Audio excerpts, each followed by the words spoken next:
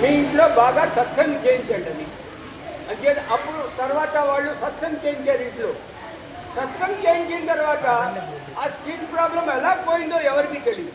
అతను అంటున్నాడు सत्संग చేయించిన తర్వాత स्किन प्रॉब्लम పోయింది. सत्संग कराने के बाद में वो जो घर में स्किन प्रॉब्लम हुआ था, स्किन प्रॉब्लम वैनिश हो गया. इसीलिए घर में हर महीना सत्संग कराने से अंచేత ప్రతి నెల ఇంట్లో సత్సంగ్ చేయిస్తే రోగ శోక వ్యాధి అన్నీ పోతాయి. సత్సంగ్ అన్న మార్చం దానిలో ఉన్న గ్రావిటీ, దానిలో ఉన్న పవర్ ఎంత ఉంటుందంటే రోగ శోక వ్యాధి అంతా తీసి పారిస్తుంది. ఇది ప్రాక్టికలీ నా ఫ్రెండ్ చెప్పాడు, వాళ్ళ ఇంట్లో అయింది. అంచేత ఠాకూర్జీ గారు రాసిన ప్రతి అక్షరం శిలాక్షరం, చెప్పింది ప్రతి అక్షరం శిలాక్షరం. ఇప్పుడు మన సత్యాంశన్ ఉన్నది, సత్యాంశన్ దానిలో రాసిన ప్రత్యేక అక్షరం నిజము సత్యం.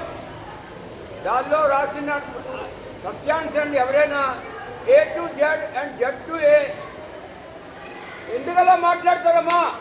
హలో, కొంచెం సైలెంట్గా ఉండలేరా? సత్యాంశంలో ఒక పిల్లడు ఇలాంటి బాలుడు ఒకవేళ 10 ఏళ్ళు ఏ టు జెడ్ జెడ్ టు ఏ చదివాడంటే మరి వాడి గురించి ఆలోచించక్కర్లేదు. సత్యాంశంలో పూర్తిగా రాసేది.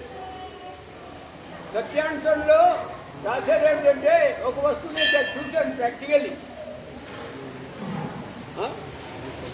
नहीं दर्शन नहीं है मेरा आवाज ही माइक है. సత్యాంశంలో ఒక వస్తువు రాశాడు ఠాకూర్జీ. అన్నారు మనిషికి బుద్ధి కాన్సన్ట్రేట్ చేసుకోవాలంటే మ్యాథమెటిక్స్, కెమిస్ట్రీ, ఫిజిక్స్ అవన్నీ చదువుతూ ఉండాలి. అది చదివితే మనకి కాన్సన్ట్రేషన్ వస్తుంది. ఎవరికైనా కాన్సన్ట్రేషన్ రాకున్నదనుకోండి, వాళ్ళు ఇలాంటి సబ్జెక్టులు చదివితే కాన్సన్ట్రేషన్ వస్తుంది. మన బుర్ర ఎటు వెళ్ళదు. మన బుర్ర ఇది మనకు ప్యాషన్స్ వైపు వెళ్ళదు. అది నేను ప్రాక్టికల్లీ చూశాను. ఇది చెప్పి నేను క్లోజ్ చేస్తున్నాను. నాకు ఒక ప్రాబ్లం ఉండేది.